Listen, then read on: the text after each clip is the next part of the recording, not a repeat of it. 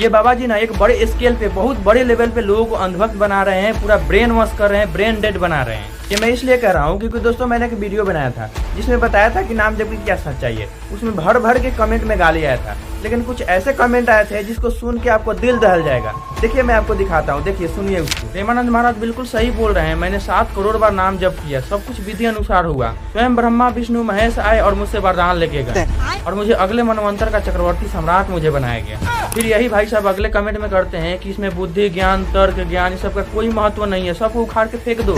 सोचो देश के आधे लोगों का भी इस तरह का मानसिकता हो गया तो इस देश का क्या होगा? कैसे साइंस आगे बढ़ेगी, कैसे देश तरक्की करेगा?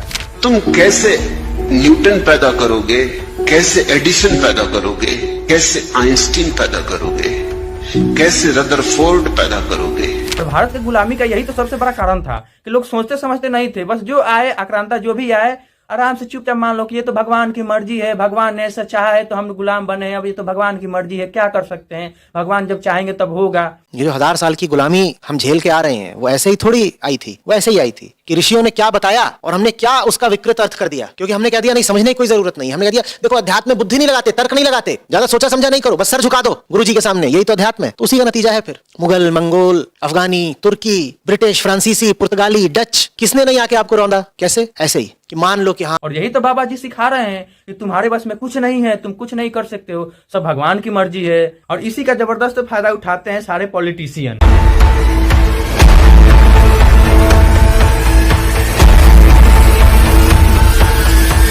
और यही बाबा तो है जो आसाराम बापू को भगवान मानने के लिए बोलते हैं।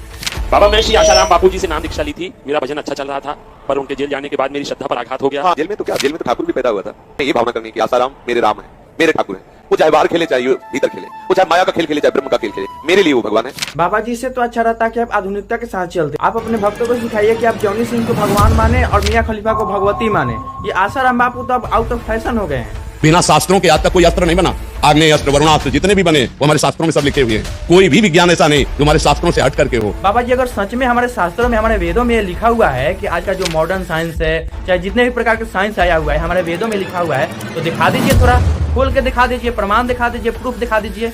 होगा ना आपके पास वो पोथी होगा ना, इसमें लिखा हुआ है साफ साफ मॉडर्न साइंस ये लिखा हुआ है, न्यूक्लियर फिजिक्स ये लिखा हुआ है, क्वांटम मैकेनिक्स ये लिखा हुआ है, यहाँ पे ये लिखा हुआ है, दिखा दीजिए खोल के, प्रमाण दिखाइए ना कि केवल हवा हवाई बातें करने से, केवल एक्सेंट के साथ बोलने से होगा। अब ये कहना है कि हमारे शास्त्रों में वरुणास्त्र है, आग्नेयास्त्र है, लेकिन हमने तो कभी नहीं देखा कि किसी भी युद्ध में, चाहे भारत और पाकिस्तान के युद्ध में वरुणास्त्र का यूज हुआ हो, आग्नेयास्त्र का यूज हुआ हो, चाहे जितने भी हमारे शास्त्रों में जो लिखा हुआ है उससे इनोवेशन हुआ हो, उसके थ्रू कोई आविष्कार हुआ हो। दोस्तों सबसे पहले बात तो ये बाबा जी दिखा नहीं पाएंगे क्योंकि हमारे शास्त्रों में हमारे वेदों में लिखा हुआ ही नहीं है। हाँ कहीं कहीं लिखा हुआ है लेकिन वो बहुत ही प्रिमिटिव किस्म का साइंस है जिसका महत्व आज के जनरेशन में कुछ है ही नहीं। लेकिन उस छोटे से चीज को लेकर दुनिया का सारा साइंस में घुसेर देना ये तो बेवकूफी है, तो पागलपन है। लेकिन ये हवा हवाई बातें करने में बहुत ही मजा आता है और लोगों को सुनने में ही बहुत मजा आता है कि क्या बात है, क्या हमारा सनातन ज्ञान है, सारे साइंस सब कुछ हमारे वेदों में ही लिखा हुआ है। सुनने में कितना अच्छा लगता है, कितना मजा आता है भाइयों। नहीं और देखो तो बाबा जी का एक्शन के साथ, इतना एक्शन के साथ बोल रहे हैं ना कि कोई भी सुने ना तो जबरदस्त उससे प्रभावित हो जाए।